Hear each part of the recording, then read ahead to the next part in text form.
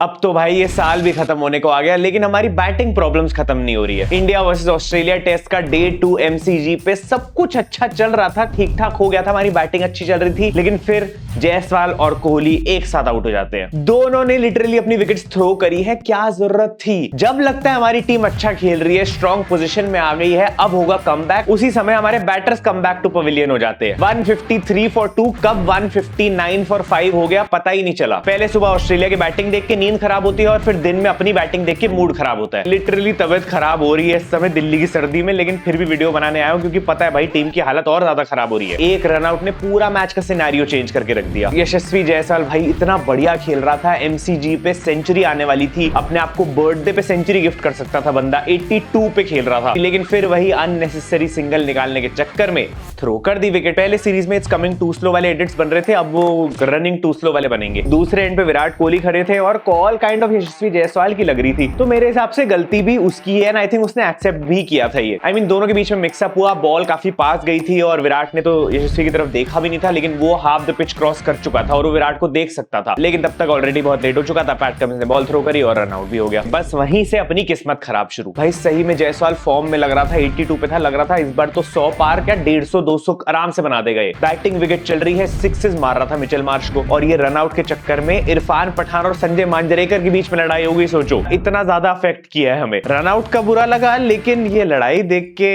Worth it, absolute cinema. Telegram पे मिल जाएगी video, जाके देख सकते हो। और चलो ये हुआ ठीक है, लेकिन फिर senior player king Kohli, Virat Kohli after successfully avoiding 85 balls है, रहा नहीं जाता, तड़प ही ऐसी है ना, हंसी नहीं आ रही भाई। इस मीम्स को देख के गुस्सा आ रहा है। पहले सिर्फ रनों के किंग हुआ करते थे, अब आउटसाइड ऑफ की बॉल को छेड़ने के किंग भी हो गए। विराट भाई इतने अच्छे टेम्परमेंट से, इतने पेशेंस से वाली इनिंग्स चल रही थी। 80 बॉलें बंदा खेल चुका है, सुबह से बाहर की बॉलें लीव हो रही थी अच्छी तरीके से, अच्छी कवर ड्राइव्स भी देखने को मिल रही थी। दिन के बस आखिरी 5-7 ओवर बचे थे, ये वाली बॉल को भी बाहर जाने देना था, खुद क्यों पवेलियन से बाहर चले गए। ये देख के अब डर लगता है भाई कि वो पीक जो था टेस्ट का, वो अब वापस आना मुश्किल है, क्योंकि बंदा पहले मेंटली काफी स्ट्रांग होता था, अब लेकिन 80 डिलीवरीज के बाद भी वही सेम गलती हो रही है। This is cinema for us, but ये सिनेमा कंटिन्यू रखना था, ऐसे ही बॉलों को छोड़ना था यार। पता नहीं क्यों आ गया कॉन्फिडेंस बेफालतू में। एंड आई थिंक जायसवाल का वो रनआउट भी एक मेजर डिस्ट्रैक्शन बन गया, जिस वजह से विराट का ये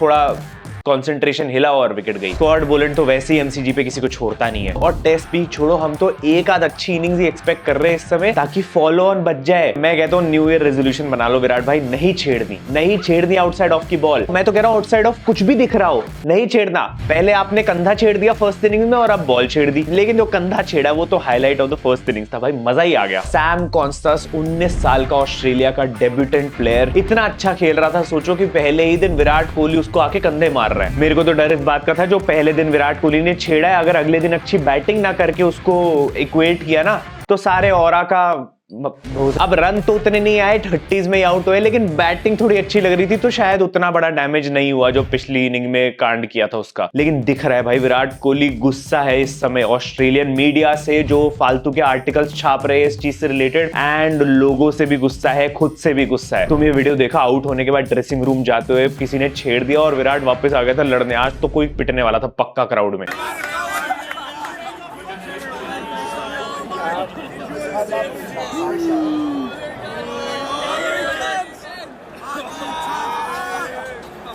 अभी तक जो रीले कटती थी वो ग्राउंड में प्लेयर के साथ कटती थी, इस बार तो क्राउड के साथ कटने वाली थी रीले विराट की। अब जो कॉन्स्टेंस के साथ कांड हुआ, डे 1 की जो हाईलाइट थी, उसके लिए मैंने एक अलग से सेपरेट रील कल बना के डाल दी थी इंस्टाग्राम पे, क्रिकेट विद पाहुल पे जाके चेकआउट कर सकते हो। बट अगर तुम्हें नहीं पता तो भाई डे 1 पे सिचुएशन कुछ ऐसी थी कि अगर तुम सुबह 6 बजे उठे तो सैम कॉन्स्टेंस नाम का एक लड़का बुमराह को रिवर्स के छक्के लगा रहा था। बुमराह हमारा बेस्ट बॉलर, वर्ल्ड का बेस्ट बॉलर इस समय आर्ग्यूएबली, उसको छक्के लगा रहा था। प्रीत बुमराह ने 1445 डेज से टेस्ट क्रिकेट में सिक्सेस नहीं खाए थे, और ये बंदा इतना अच्छा, इतना कॉन्फिडेंटली खेल रहा था कि उसको मजे में सिक्सेस मार रहा था। तो जब वो हमारे बुमराह की डिसरिस्पेक्ट करके उसको रैंप शॉट की सिक्सेस लगा सकता है, तो हम उसको एक कंधा भी नहीं मारे? ये कैसी बात हुई भाई? थोड़ा अननेसेसरी था, लेकिन अपने प्लेयर्स के लिए स्टैंड अप करना जरूरी है। विराट भाई पहुंच गए।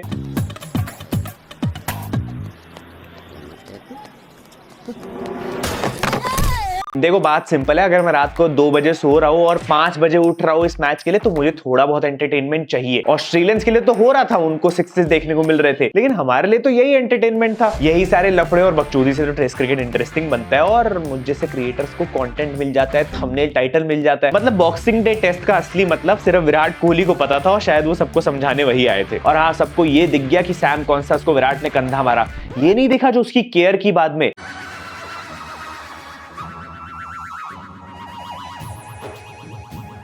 AI is getting dangerous भाई, क्या क्या हो रहा है। ऐसे लग रहा है जितनी खराब हमारी बैटिंग आजकल चल रही है, अब AI के एडिट्स ही है जो हमारी बैटिंग को भी अच्छा दिखा सकते हैं। खैर, इस इंसिडेंट के लिए विराट को क्रिटिसाइज तो किया गया है ऑब्वियसली बाय एवरीबॉडी। ज्यादा लोग इस चीज को सपोर्ट नहीं कर रहे हैं। मैं तो गलीच आदमी हूं, मुझे तो पसंद आया तो मैं तो करूंगा, लेकिन प्रोफेशनल लोग कह रहे हैं कि भाई अच्छा मूव नहीं था, विच आई अंडरस्टैंड ऑल्सो। कई लोगों को, तुम लोग को भी अच्छा नहीं लग रहा होगा, लेकिन मैं बिग बॉस देख देख के बड़ा हुआ हूं, मुझे कोई दिक्कत नहीं है इस चीज से। और हमारी गली क्रिकेट में ये सब चलता रहता था, हम किसी की इज्जत नहीं करते थे। अब तुम्हारा इस सब पे क्या टेक है, क्या ओपिनियन है, ये तो मुझे कमेंट से बता सकते हो। बट हाँ, इसका कॉन्सिक्वेंस यही था, विराट कोहली ने एक्सेप्ट भी किया ये मिस्टेक को एंड डीमेरिट पॉइंट मिल गया है और साथ में 20% मैच फीस कट हुई है।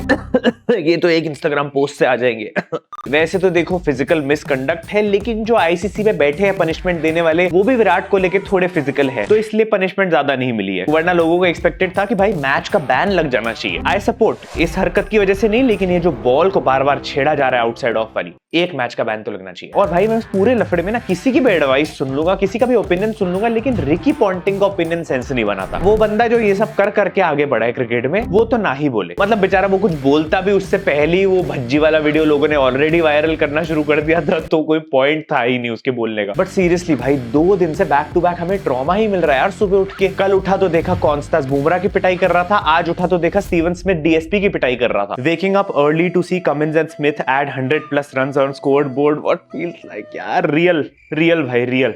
आंख नहीं खुल रही थी और खुली तो सोचा कि खुली क्यों। इससे अच्छा तो भाई मैं 8-9 बजे उठूं, 2-3 घंटे और सो लूं, क्योंकि ट्रॉमा तो बाद में भी देखने को मिलना है हमारी बैटिंग देख के। कम से कम नींद तो पूरी होगी। हम इतनी अच्छी पोजीशन में थे, कल मैंने रील में भी बोला था, लेकिन पता नहीं हमने कैसे वो पोजीशन गिव अप कर दी और ऑस्ट्रेलिया को टोटल 474 जाने दिया। स्टीवन स्मिथ ने अपनी 34th सेंचुरी मार ली है। लगातार दूसरे मैच में हमारे अगेंस्ट सब सेंचुरी हो गई है। हमारे बॉलर्स उसको फॉर्म में ले आए, वो बंदा आउट ऑफ फॉर्म चल रहा था और अब ये लग रहा है फैब 4 का प्लेयर। मतलब सारे फैब 4 के प्लेयर अच्छे लग रहे हैं, तो हमारा अकेले स्टीवन स्मिथ ने 140 बना दी है। इतनी हमारी पूरी टीम मिलके बनाती है तो लगता है भाई ज्यादा क्रेजी हो गया आज, 2-3 विकेट क्यों ना दे दे, जो कि एग्जैक्टली आज हमारी बैटिंग ने किया है। और ये तो भाई उसकी किस्मत खराब थी, जैसे वो आउट भी हो गया आकाशदीप की बॉल पे, वरना तो लग रहा था 500 पार जा सकता है आज स्कोर, ये डबल सेंचुरी बना देगा, बहुत अच्छा खेल रहा था। एंड अगेन मेरे पास उस चीज का भी रीजन है। मुझे लगता है आज की भी हमारी खराब परफॉर्मेंस इन द बॉलिंग का रीजन हमारी डिफेंसिव अप्रोच थी। टेस्ट वेन्यूज बदल रहे हैं, पिचेस बदल रही है, टैक्टिक्स बदल रहे हैं, प्लेयर्स बदल रहे हैं, लेकिन हमारी बॉलिंग के टैक्टिक्स सेम है। बुमराह को बॉल दो, वो संभाल लेगा। Jasprit Bumrah in Border Gavaskar trophy 24-25, 5 wicket haul at Perth, 5 wicket haul at Adelaide, 6 wicket haul at Gabba, 4 wicket haul at Melbourne. भाई क्या परफॉर्मेंस दे रहा है ये बंदा, अनरियल। तुम ये सोच के देखो अगर हमारी टीम में ना होता और हम इस बॉलिंग के साथ उतरते इस मैच में, तो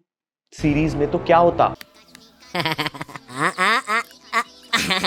भाई बचपन है ना, माँ बोलने की एग्जाम के पहले ना दही शक्कर खाने का, मार्क्स भी एकदम सॉलिड आता है। बट आज एटलीस्ट वही कर लेते रोहित भाई। पता नहीं आउट ऑफ फॉर्म सिराज से क्यों बॉलिंग करवाई स्टीवन स्मिथ के अगेंस्ट। डे 1 के एंड पे 299 पे 6 और वहां से 474 बनाने दिया। मतलब लास्ट 4 विकेटों ने, जिसमें तुम्हारे पास कमिंस, स्टार्क, बोलैंड और लेऑन जैसे प्लेयर्स हैं, उन्होंने 175 रन मिलकर ऐड करे स्मिथ के साथ। कमिंस तक अपनी 50 ले गया था ऑलमोस्ट। आई मीन देखो सिराज आउट ऑफ फॉर्म लग रहा है, ये सबको दिख रहा है, बट कैप्टन को क्यों नहीं दिख रहा है। मैं मानता हूं सिराज की गलती है, बट ज्यादा गलती इस समय उसकी है जो सिराज पे ज्यादा भरोसा दिखाना चाह रहा है। Rohit Sharma has failed with the bat once again, so Siraj is in danger of getting dropped in the next test. तो भाई सिराज भाई बाकी सब कुछ सही कर रहे थे, मतलब पूरी प्लानिंग कर ली थी कि मार्नस लैबुशेन जैसा कोई और गलती से ना पैदा हो जाए, लेकिन अच्छी बॉलिंग भी करनी थी ना। इनफैक्ट मुझे तो टीम सिलेक्शन से थोड़े बहुत क्वेश्चंस थे, क्योंकि मैं शुभमन गिल के ड्रॉप होने को सपोर्ट नहीं करता, स्पेशली बैटिंग पिच पे। ओनली अच्छी चीज जो हुई थी वो थी भाई ट्रेविस हेड डक पे आउट हो गया। सोचो अगर अभी वो बैटिंग कर लेता तो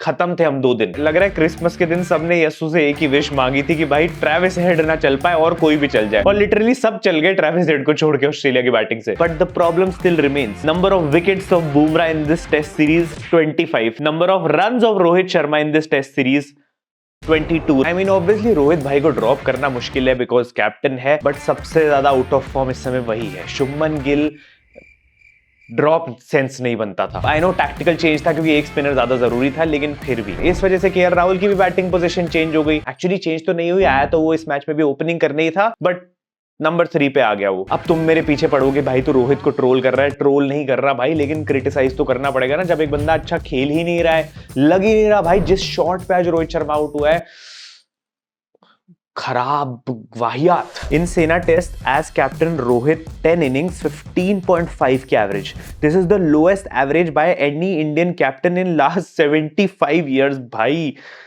75 इयर्स में एक आध बारी तो चलता है यार। सारे मीम्स राइट प्रूव कर दिए भाई। सबको यही लग रहा था कि केएल राहुल तो ओपन ही करेगा क्योंकि रोहित शर्मा तो फॉर्म में है ही नहीं, और वही हुआ। Nathan Lyon to KL Rahul, what did you do wrong to bat one down. Literally भाई सामने वाली टीम के प्लेयर्स अब ट्रोल करने लग गए हैं। देखो रोहित भाई क्या हो रहा है ये। अब तो लोग देवदत्त पट्टिकल से कंपैरिजन कर रहे हैं, जिसने इस टेस्ट सीरीज में सिर्फ एक मैच खेला था और उसकी एक इनिंग्स में उसने 25 रन बनाए थे। खैर इस चीज के बारे में हम अच्छे से आगे बात करेंगे। अब भी आई जस्ट होप कि ऋषभ पंत और जड्डू थोड़ी बहुत अच्छी पार्टनरशिप बना दे और कल हम अच्छा परफॉर्म कर ले भाई, थोड़ी सी फॉलो ऑन तो बचा ले और अच्छा स्कोर भी खड़ा कर दे। बाकी तुम प्रेडिक्ट करके बताओ नीचे कमेंट्स में क्या लगता है इस मैच में अब आगे क्या होने वाला है। मैं मिलता हूं तुमसे नेक्स्ट वीडियो में। Thank you so much watching, love you all, bye bye.